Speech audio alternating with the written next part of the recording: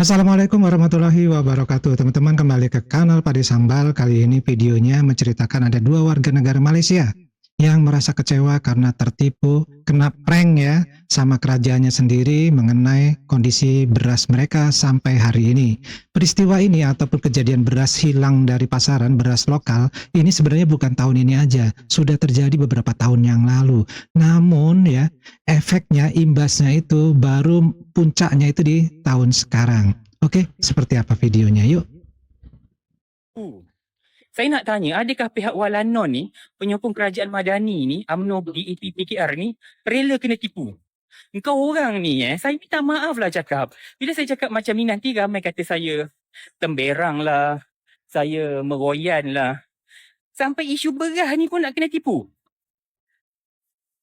Nak cover boleh pula ada yang komen ni, oh bayar RM5-4 lebih berkira. Rokok tak berkira. Isu dia bukan pasal berkira tak berkira. Isu dia satu Malaysia sudah kena tipu. Kalau bahasa yang lebih teruk lagi saya nak pakai, satu Malaysia telah kena hancing. Dan kencing. Kena Sampai hancing, bila ni? terkencing-kencing ya. Beras tempatan dicampur dengan beras import tapi harga 1% beras import. Tak guna betul. Ya. Yang ini dah disahkan oleh Mardi semalam Saya ulang lagi. Kalau yang terlepas tadi. Mardi tu apa? Institut Penyelidikan dan Kemajuan Pertanian. Pihak Mardi telah buat kajian ke atas paket beras import yang dijual, sampel-sampelnya, dan pihak Mardi kata DNA. DNA beras putih tempatan dan DNA beras putih import memang tak sama. Jadi maknanya kalau dikaji, boleh tahu yang mana import, yang mana tempatan. Dan Mardi mengeluarkan data bahawa 40% hingga 50% kandungan beras import yang dijual kepada rakyat Malaysia ini adalah beras putih tempatan. Wow. Maknanya separuh, lebih kurang separuh. Lebih kurang separuh kandungan beras putih import yang kita beli tu sebenarnya beras putih tempatan. Tetapi harganya dijual ikut harga 100% import. Cuma yang kita nak tanya ni, kenapa dah 2 tahun ni, dah 2 tahun kerajaan, terutamanya Kementerian Pertanian di bawah Datuk Seri Mat Sabu ni, susah sangat nak dapat hasil penemuan ni. Takkanlah dah 2 tahun ni, dengan pakar-pakar kementerian, penasihat-penasihat kementerian tu, takkanlah dah 2 tahun ni tak tahu benda ini berlaku. Apa yang pengilang-pengilang kita buat ni? Nah, teman-teman, video tadi menceritakan bahwa ada masyarakat yang curiga kenapa pihak kerajaan tidak ada tindakan setelah bertahun-tahun beras ini hilang dari pasaran ya, beras lokalnya ya. Dan kita tidak tahu nih dampaknya nanti seperti apa, tetapi di tahun 2025 ini menjadi hal yang sangat menjadi isu yang luar biasa ya. Tapi kita lihat video yang kedua di mana ini adalah membalas komentar. Bunyinya seperti ini komentarnya. Malaysia beras habis, kuli Konoha joget-joget dalam semak cari rupiah buat beli beras hancur, amat telur pecah. Malu wak, apa naga-nagaku. Negara maju tonggas 3 kilo tertuliskan hanya untuk masyarakat bla bla bla bla. Dan ini adalah balasan videonya. Kayu ganti makan nasi. Itu saranan yang di-Petua Dewan Rakyat Tan Sri Johari Abdul sebagai alternatif sementara menunggu bekalan beras putih tempatan BPT selesai. Penurunan. Yang keduanya saya rasa rakyat Malaysia juga harus melihat alternatif. Kalau beras itu menjadi isu, apa tujuan beras kita makan? Tujuannya adalah untuk dapatkan karbohidrat, supply karbohidrat. Ya. Saya merasakan bahawa ada tak alternatif karbohidrat lain sementara isu beras ini dapat kita ni. Contohnya saya pernah berbincang dengan beberapa MP dari Sarawak. Banyak MP Sarawak yang menanam ubi kayu, tahu saya. Di ubi kayu ini digunakan untuk suplemen sebab ubi kayu ni khasiat dia memang hebat dan dia kalau bandingkan dengan sugar yang ada dalam beras, ubi kayu ni jauh lebih bawah. Jadi di sana orang jadi ada yang mengusulkan ya kalau beras nggak ada itu lebih baik makan ubi kayu ya. Oke, kita lanjut. Sarawak dia menggunakan ubi kayu. Saya bincang dengan dia kalau kita dapat perkenalkan makanan suplemen menggantikan beras, buatlah ubi kayu macam mana pun, sudah tentulah saya rasa di Sarawak lah saya dipahamkan amat berjaya. Mengulas lanjut, Johari berkata langkah itu juga boleh menjadi antara jalan keluar daripada kepompong yang sedia ada, termasuk tidak membiarkan isu beras mengawal keadaan rakyat di negara ini. Kita punya tanah yang banyak, tetapi kita harus ada keberanian untuk mencuba. Kadang-kadang pergantungan kita kepada makanan luar negara ni amat hebat. Dan pernah kita mengimport, ataupun saya ingat setahun setengah yang lalu, kita import dalam bajet kita hampir 60 bilion. Satu jumlah yang terlalu besar. Ya, teman-teman, jadi itu tadi adalah usulan dari mungkin ya tokoh dari Malaysia juga yang mengatakan kalau beras itu sudah susah dicari, ya ganti saja dengan ubi kayu, karena di daerah Malaysia Timur ini sudah ada yang biasa makan ubi kayu ya, selain dia makan beras. Oke, kita lanjut. Salam. Isu yang paling menarik hari ini ialah berkenaan dengan isu beras tempatan yang masih lagi dilihat tidak ada jalan penyelesaian.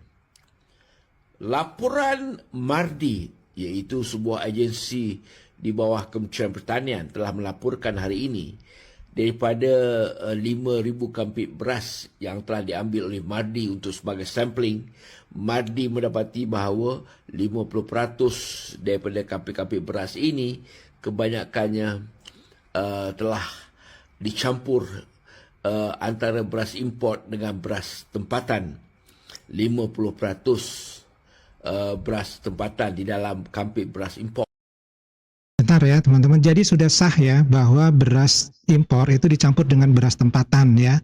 Itu perbandingannya ada macam-macam tuh yang disebutkan. Ya kalau hasil dari penelitiannya itu perbandingannya kurang lebih 80% beras tempatan itu dicampur dengan 20% itu beras impor. Dan dijual pada harga beras import iaitu RM36 ke atas. Jadi ini jelas memperlihatkan bahawa rakyat selama ini tertipu kerana membeli beras pada harga beras import, tetapi sebenarnya 50% daripada beras yang dibeli di dalam kampit beras import tersebut kebanyakannya adalah beras tempatan.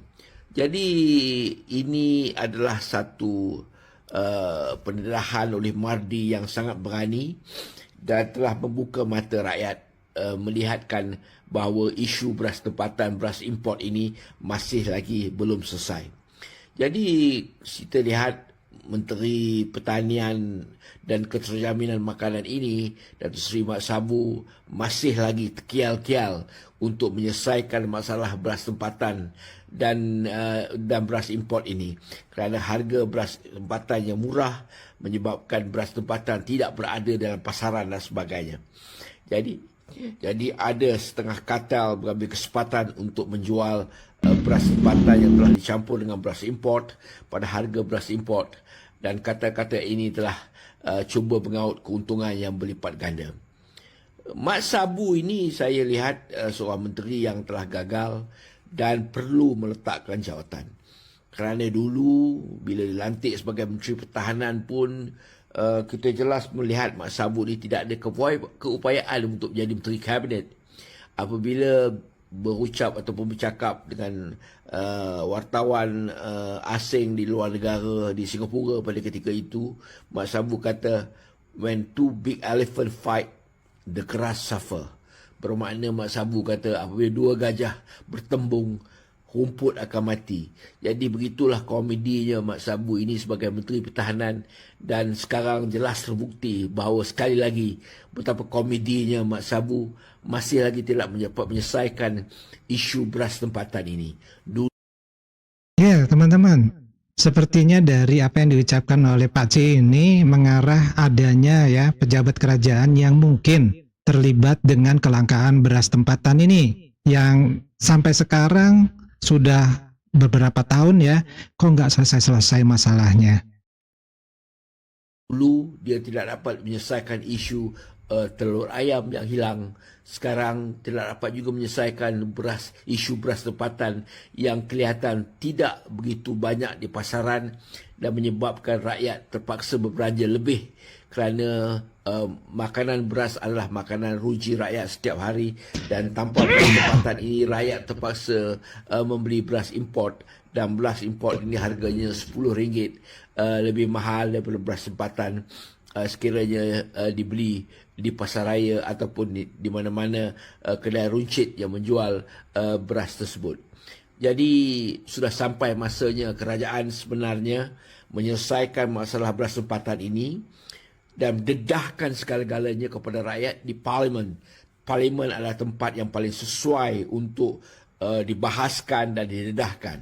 Sudah sampai masanya kerajaan ataupun kabinet membuat kertas putih dan bentangkan di Parlimen dan dibahaskan oleh kedua-dua pihak, pihak kerajaan, backbencher dan juga pihak pembangkang untuk mencari resolusi yang terbaik menyelesaikan isu beras tempatan yang kelihatan bukan telah kelihatan, tidak kelihatan di pasaran dan menjadikan rakyat keluh dan resah kerana terpaksa berbelanja lebih, menaikkan kos sara hidup rakyat kerana membayar harga yang lebih premium untuk membeli beras yang import, padahal sebenarnya dalam kebanyakan kampik-kampik beras ini 50% beras tersebut adalah telah dicampur oleh beras tempatan oleh pihak-pihak yang tertentu yang cuba mengaut keuntungan.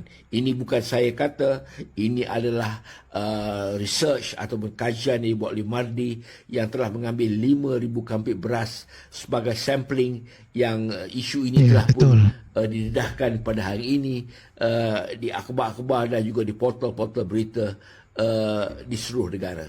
Salam, terima kasih. Jadi teman-teman ya, ini masalah beras impor, kemudian beras campuran ini ya, kemudian beras lokal yang tidak ada di pasaran, ini sepertinya masih panjang ceritanya ya. Ditambah lagi di sini masyarakat Malaysia ini merasa sangat ditipu oleh perilaku-perilaku yang justru ini ya merugikan masyarakat secara langsung. Bayangkan ya, beras yang harusnya mereka dapat dengan harga murah harus dibeli dengan harga yang mahal, bahkan sama harganya dengan beras impor. Kemudian ada solusi, bagaimana kalau makan ubi kayu yang katanya di daerah Sabah atau Malaysia Timur itu sudah ada yang makan ubi kayu. Ya, itu sih suatu solusi yang cukup bagus juga kalau memang diterima oleh masyarakatnya. Artinya masyarakatnya mau berubah ya, pola makan untuk makan beras diganti dengan ubi kayu. Kalau di Indonesia ini tidak asing lagi karena memang ada beberapa suku di Indonesia ini makannya dia nggak makan beras, tapi dia makan yang namanya beras singkong. Jadi singkong itu dirubah bentuknya menjadi seperti butiran-butiran beras, kemudian ditanak ya seperti kita menanak beras padi seperti biasanya. Jadi itu tidak asing lagi. Bahkan di masyarakat kita juga ada di wilayah Jawa Timur ini sudah terbiasa dari dulu ya makannya adalah beras jagung. Mungkin asing nih bagi orang Malaysia ya. Beras jagung nggak ada di negara Malaysia mungkin. Nah, ini pun suatu hal solusi sebenarnya ya. Dan di Indonesia bagian timur kita punya yang namanya sagu. Jadi mereka makanan pokoknya adalah sagu. Nah, jadi kalau di Indonesia terjadi masalah terhadap beras padi, kita masih punya 3 ya pengganti beras padi tadi ya. Beras singkong oke, beras jagung juga oke, makan sagu pun oke, di mana lebih sehat ya dibandingkan menggunakan ataupun makan beras padi. Nah, dari uraian seperti ini bisa digambarkan juga bahwa adanya mungkin ya pejabat-pejabat kerajaan yang terlibat di dalam kelangkaan beras lokal tersebut yang notabene ternyata hasil dari laboratorium 100% menyatakan bahwa beras lokal itu sebenarnya ada, hanya dicampur dengan beras impor kemudian dijual seharga beras impor. Oke teman-teman, dari Padi cukup dulu, kita ketemu lagi di video yang lainnya. Wassalamualaikum warahmatullahi wabarakatuh. Salam.